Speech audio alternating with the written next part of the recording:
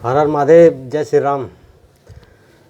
श्रोताओं, जैसे कि मैंने पहले वक्तव्य में कहा था कि क्या जो पाकिस्तान से जो बदला लिया जा रहा है वो पूरा हो गया है या नहीं हुआ है, कैसा होना चाहिए, क्या होना चाहिए। तो आपने भी सोचा होगा कुछ। इसमें सबसे बड़ी बात ये आती है कि बहुत सारे विपक्ष वाले क्या कह रहे थे कि कब करेगा मोदी, कब करेगा, कब करेगा, कब करेगा। अब सवाल ये उठता है कि किया तो पूरा नहीं किया। देखिए, होता क्या है कि जैसे चोर डकैत होते हैं या नशा करने वाले लोग होते हैं कुछ, उनको जितना मार लो उससे कोई फ़र्क नहीं पड़ता। जैसे कोई जेब कतरा पकड़ा जाता है तो पब्लिक थोड़ी सी मारती है, उसके बाद पुलिस के हवाले कर देती है। पुलिस वाले भी फिर उसको छोड़ देते हैं, कुछ नहीं करते। तो ऐसे ही पाकिस्तान का हाल है, सबको पता है, पूरे विश्व को पता है। अब सवाल यहाँ आता है कि बिजनेस करना है सारे विश्व ने। अब वो वाली चीज़ें तो रह नहीं गई। जैसे मैंने आपको बताया था कि आपको एक तो आत्मनिर्भर होना पड़ेगा, और अगर आप नहीं हो सकते हो तो कहीं ना कहीं आपको अड़ोस पड़ोस की बातें माननी पड़ेंगी। देखिए, अभी जो सीज़ फायर हुआ है वो क्यों हुआ है, इसका कारण क्या है। क्या जो लोग कह रहे हैं, ये जो विपक्ष वाले कह रहे हैं कि अभी पूरा नहीं हुआ, इसको होना चाहिए था पूरा, और हम भी मानते हैं होना चाहिए थोड़ा और। लेकिन जैसे एक पागल होता है, उसके क्या ये जो विपक्ष वाले हैं ये यहाँ की जनता को ये मैसेज दे सकते हैं कि आप तैयार रहो। अगर उसने परमाणु बम गलती से छोड़ दिया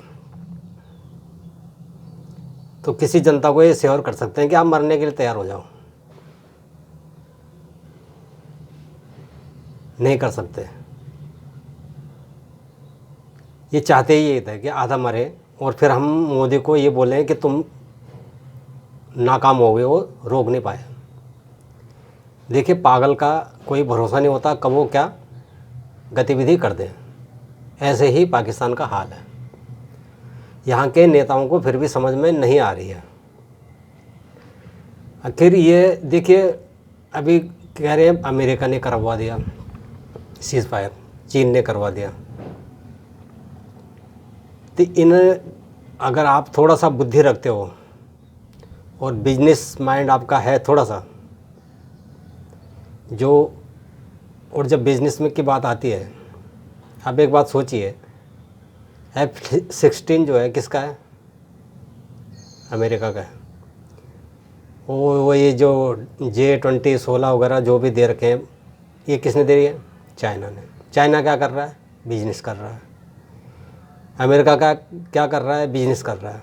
अब सवाल ये होता है कि फाइटर जेट हमने उड़ा दिए, उसके किसके बिजनेस पे फ़र्क पड़ा। अमेरिका का कोई F-16 खरीदेगा, इसके बाद डिफेंस सिस्टम जो है चाइना का उड़ा दिया, कोई खरीदेगा। तो जो फ़र्क चाइना को पड़ा आज के बाद, और आप आगे एक छोटा सा बिजनेस माइंड लेके चलिए। आज जो मिसाइल ब्रह्मोस ने जो अपना दमखम दिखाया है, क्या पूरे विश्व में हमारी जो है मार्केट नहीं बढ़ी हथियार की, बिजनेस बढ़ा। ये तो मार्केटिंग हो गई। पाकिस्तान ने हमारे जो हथियार हैं उसकी मार्केटिंग कर दी, ऑटोमेटिक मार्केटिंग कर दी। तो क्या चाइना और चाइना के जो चाटुकार बैठे हुए हैं हमारे देश में, ये कम्युनिस्ट वाले, इनको जब तक ख़त्म नहीं करोगे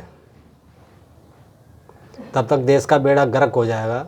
आपको अगर थोड़ा सा मैं याद दिलाऊं, हमारी जो पूरी औद्योगिक राजधानी थी पहले, वो कलकत्ता थी। कलकत्ता में इन्होंने सारी इंडस्ट्री ख़त्म कर दी। क्यों? क्योंकि चाइना को बिजनेस देना था। देखिए चाइना के चाटुकार बैठे हुए हैं यहाँ, कम्युनिस्ट वाले।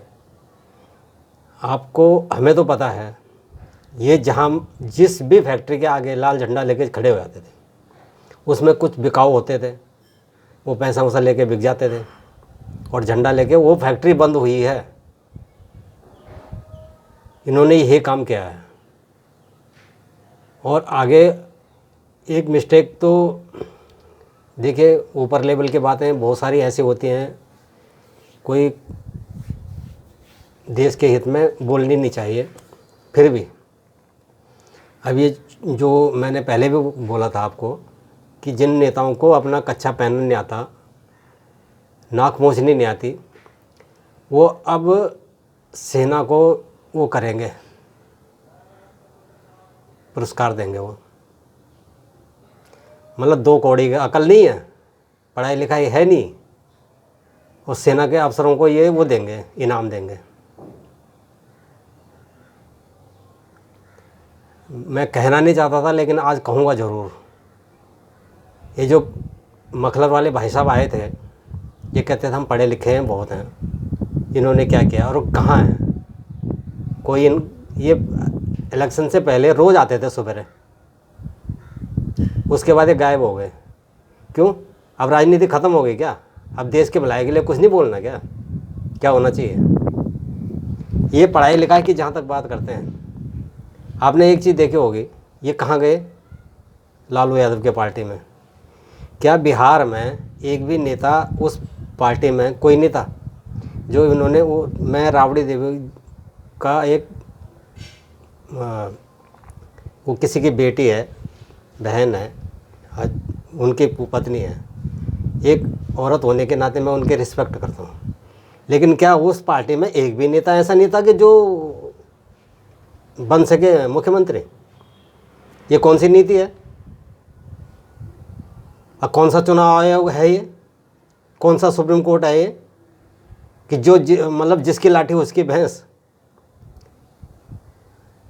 ये देश कहाँ गर्त में जा रहा है? क्या करेगी वो औरत?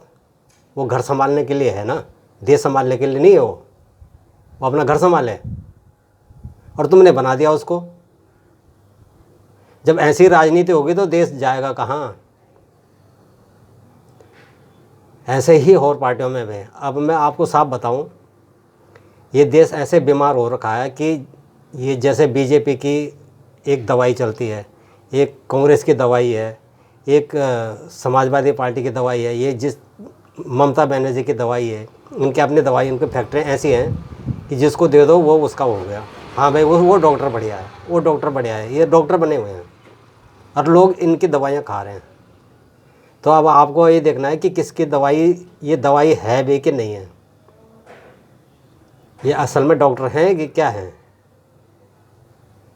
तो मेरा कहना ये है कि आप अपनी बुद्धिमत्ता से काम लीजिए, इनके बहकावे में न जाइए।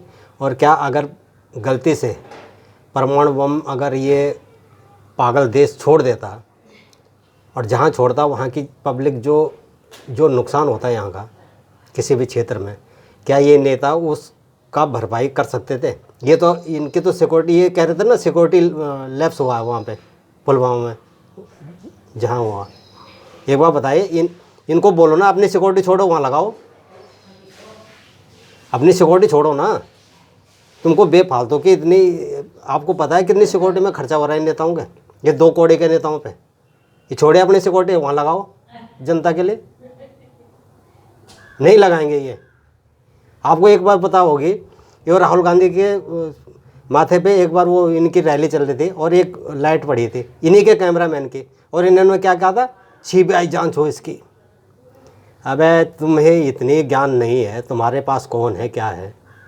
मतलब तुम्हारे पे लाइट पड़ेगी तो सीबीआई जांच होनी चाहिए, वहाँ लोग मर गए उसकी कोई जांच नहीं होनी चाहिए। आज आपको एक चीज़ और याद दिलाता हूँ, पुलवामा का हमला, वो जो पीछे हमारे सीआरपीएफ के जवान शहीद हुए थे, जो गाड़ी उड़ाई थी, आपको पता होगा, आप भी उसने अपने एयरफोर्स के पाकिस्तानी ने दी है कि वो हमने करवाया है। वो ये कहते हैं वो कहाँ से आया, वो मसाला कहाँ से आया? मसाला तुम्हारे जैसे लोगों ने दिलवाया भैया। जो सवाल पूछ रहे हैं ना मसाला कहाँ से आया, ये जो समर्थक वाली पार्टियाँ ना, ये इन्होंने दिलवाया। वो इनका समर्थन ना होता तो एक चींटी भी नहीं आ सकती यहाँ। मेरा अनुरोध है आपसे, इन लोगों को मुंह तोड़ जवाब दो। और अब आवश्यकता है एक और 40% उन लोगों को खड़े होने की ज़रूरत है। ये राजनीति ऐसे भी नहीं चलेगी जैसे बीजेपी चलाना चाहती है। ये पुराने उसी ढर्रे पे चलने जा रही है जैसे आज तक पुराने नेताओं ने किया था। उनको छोड़ दिया, माफ़ी दे दी। और कांग्रेस एक बात और बताए कि सियाचिन जो चीन को गिफ्ट दिया है उसको वापस लेने का बिल कब लाएगी संसद में? पहले ये अपना वो मानसिकता साफ करे कि हाँ, हम सियाचिन से, चीन से अपनी जगह वापस लेंगे। कांग्रेस बिल लाए तब हम मानेंगे कि ये किसी और को सवाल पूछने के लायक है ये पार्टी। धन्यवाद बहुत बहुत। और राजनीतिक बीमारी में ना पड़े, सबके सुने और अपनी राय रखें।